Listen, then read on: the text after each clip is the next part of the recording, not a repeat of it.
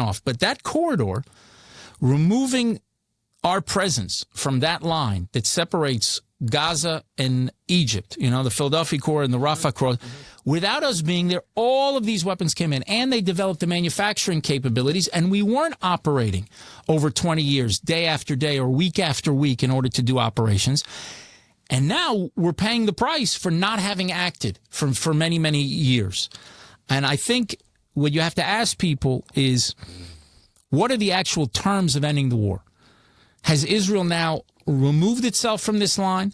Is now Hamas going to be allowed to rearm? Are then we going to, and a lot of people say to me, who come see me, say, well, we should leave, get all the hostages, and then, 3 months later or 6 months later, we'll just go back into the fight because they're going to violate the deal. And then you got to ask yourself, that's what you think. Okay, hold on. I want to stay on that for a moment, because that I hear, that's the most common criticism or counter-proposal I hear. So I just want to spell that out. There are many who argue, just end this thing. Again, back to people who are exasperated, exhausted.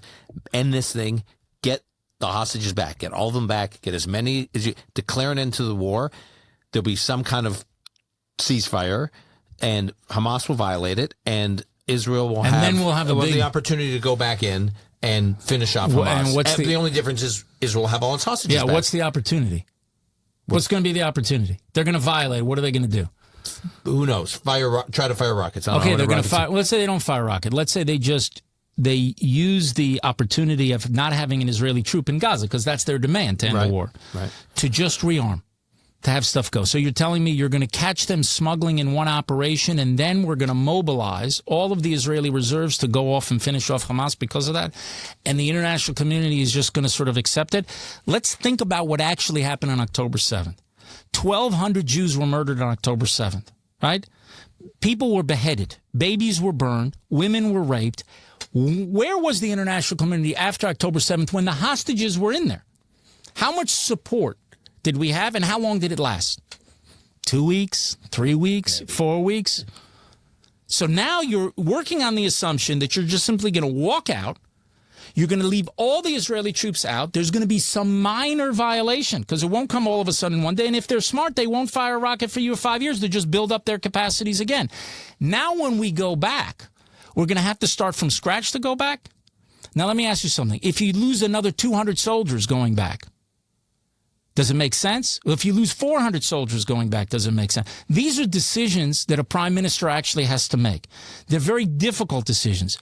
But part of in my view, October 7th, the symptom is don't focus on tomorrow. We're only focused on today. And it's dangerous for us to go back to the same attitude. We cannot be only focused on today. What will happen in the future will happen in the future. We'll leave Lebanon, it'll all be good. We'll leave Gaza, and hey, they're firing rockets at us from Gaza. You remember what the leadership of Israel said at the time when they supported the disengagement? There were rockets that were fired. Yes, there were rockets that were fired. So we left. Now it's 1,000 times worse. Meaning people always say, let's do something different.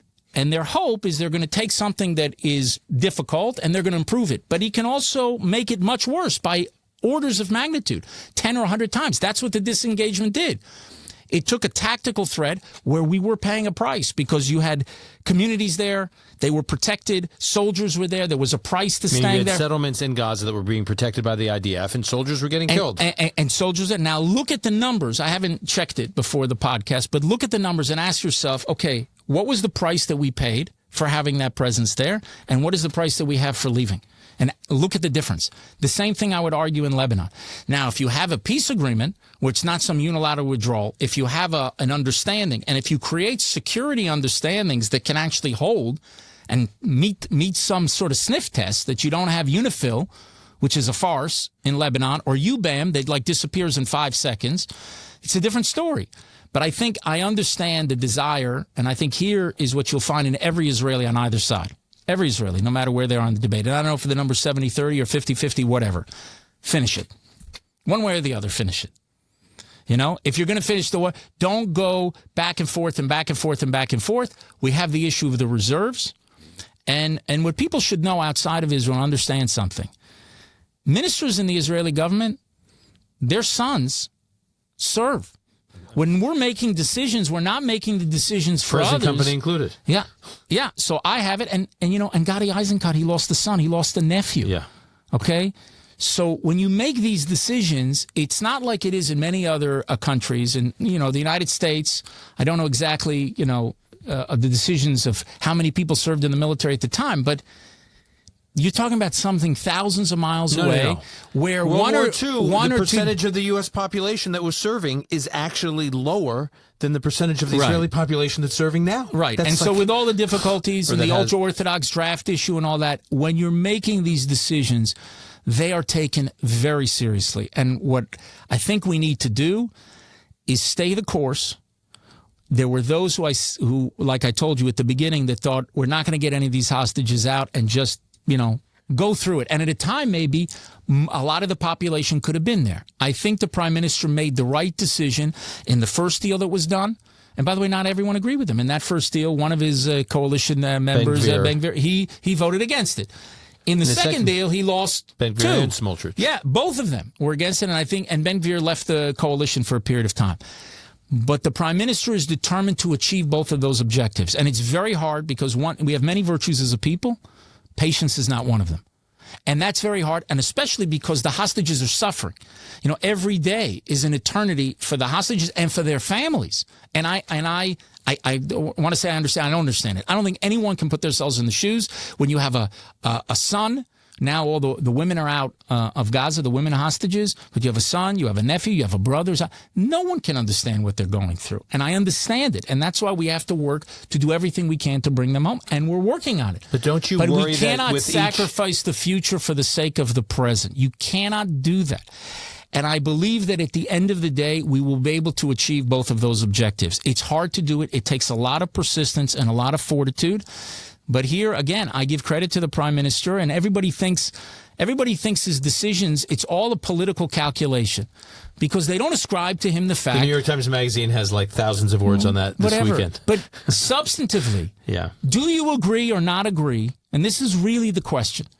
Are you going to leave Hamas in power to rearm and grow stronger? That's the decision that you have to actually deal with. So let's.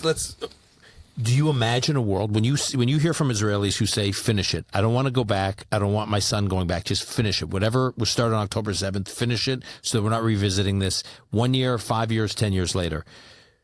What does finishing it actually mean? Well, that's when you have to have a strategy and a plan for what the day after is going to be. But do you really imagine Hamas could disappear? I think the question is, how do you demilitarize Gaza and end Hamas's political rule? Like, the goal, from my point of view, and I have never heard this from the prime minister, is that we're going to kill every single Hamas terrorist in Gaza. That would require us to take over everything and to stay there indefinitely. That's not what the goal is. Hamas exists today in Judea and Samaria in the West Bank. You have Hamas terrorists, and we operate against them. But they don't control it. They don't control it de facto, like Hezbollah was doing before October 7th, and they don't control de jure, which they do in Gaza. Now, it might be that Hamas is willing to give up de jure control, and they say, well, somebody else will take out the trash, but we'll continue to have this militia again. That's something that's not acceptable. And what we need to do, I don't want to drill down too much on this issue because that's one of the questions that has to be resolved during the 60 days. And again, can our minimal security requirements, can our minimum hit the maximum that they're capable of living with? And we're not going to know that until you have that engagement, and that's the engagement that you need to have in the 60 days. Because is there only one answer for what Gaza can look like the day after? No. I think there are several potential answers of what could happen. I worked on this last year, very quietly, of a potential plan that could work. And we will continue to work on it now. But I think during those 60-day period is when it's going to become super relevant. From when a lot of people say they have a day-after plan for Gaza and there's no strategy, really what they say is let's give the keys to the PA. Okay. It is asymmetrical where Israel's a rational actor, and you're talking as though there'll be a point at which you'll break Hamas. They'll be so weakened. They're a rational actor, and they will fold and agree to a deal. As I've heard, and I believe from many, I've heard this from many to a permanent ceasefire or to temporary ceasefire? And that they're permanent, temporary, that they would agree to basically not rule Gaza at the end of the war. But they are that they could be broken to the point that they just give. If you believe that they're not messianic, that they don't believe, we will just keep, we will never be broken.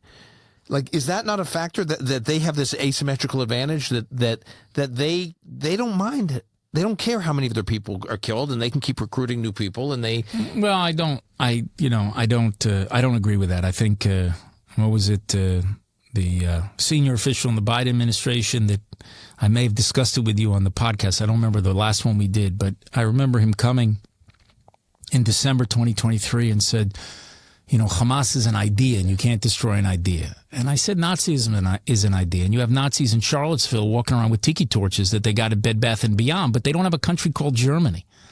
And ISIS is an idea. And you have ISIS flags probably in many places in Europe and probably in some college campus dorm rooms. But they don't have a state between Iraq and Syria. So we have to deny this idea, its territory, to hatch those plots and to build up their forces in order to perpetrate these attacks. That's what you can do. I'm not going to destroy the idea of Hamas, which is effectively the Muslim Brotherhood, when you say what was the idea of Hamas. That's not. We have to figure out a solution for Gaza, which means that they don't have de jure control or de facto control of Gaza. Is that possible? We're only going to know whether it's possible if we get into that discussion. And I hope we'll be able to get to a temporary ceasefire, have that argument. There'll be a lot of back and forth and ups and downs. Hopefully it won't play itself out in the press. And we'll see if we can exhaust all the possibility, because I think we need to exhaust the possibility for many reasons. One is to be able to return all our hostages, because we're committed. I mean, even if you get the first 10, you're still going to have 10 left over, and you have the remains of the existing hostages. And, I mean, that's very important for all the families, as it should be. The difference is the element of time, because the time for living hostages is different. Even though the families are suffering tremendously. Even I met families who have lost people in hostage, and they cannot close. They can't have any closure whatsoever without actually bringing the remains and to bury them in Israel. So we have to be able to get them out. But what we hope to do is get into that temporary ceasefire and then have this conversation of the permanent ceasefire, which can bring all the hostages home, which will save us from having to do a much broader military operation with our soldiers. And that could be not 10, it could be scores. To finish the job in Gaza. And the other third is you're talking about a lot of Palestinians on the other side, that if you do a major operation, you look at the numbers of how many soldiers we lose and how many they lose, there's going to be a lot of people who are going to get caught in the crossfire because Hamas uses them as human shields. So my view is first try to exhaust the possibility of reaching an agreement during those 60 days before you have to move on to that decision. And I think, look, the U.S. is committed to getting into the temporary ceasefire and finding a formula to bring about a permanent ceasefire. The other mediators want to get there, whether we'll succeed or not. But I think the chances of succeeding in the wake of what happened in Iran and what happened to Hezbollah are greater than they were. The chances of succeeding at finding that formulation, because I think there are also a lot of regional players that want to see how this can end, and almost all the regional players, almost all, and I'll be a diplomat and not say who's on the other side of this, does not want to see Hamas continue to rule de jure or de facto Gaza. Now, what is Hamas willing to do or not willing to do? A lot of it depends on what the alternative is. If they see that if they fail to do this, Israel will have full backing, not just from the United States, which we have had, thankfully, and we're very grateful to the Trump administration for the backing they give us, because it didn't happen all the time with the Biden administration. You know, I say I will give credit where credit is due, and it was good that the relationship did not break, but it bent. I mean, we had an arms embargo on at least one weapon systems, and a lot of things were slowed down in the American system because of what we did in Rafah, where we were told, thousands of people are going to die. And I think we had one incident of civilians were killed where 1.4 million people or 1.5 million people that were in Rafah, and they moved out of harm's way, and we were able to go in and clean out a lot of this territory, which is good for us, but also good ultimately for what's going to happen in the day after Gaza. So I think we need to see in the next few days whether or not we can reach this temporary ceasefire, and then immediately start the discussions on a permanent ceasefire to try to find a formula that will work, that will meet our minimal security requirements.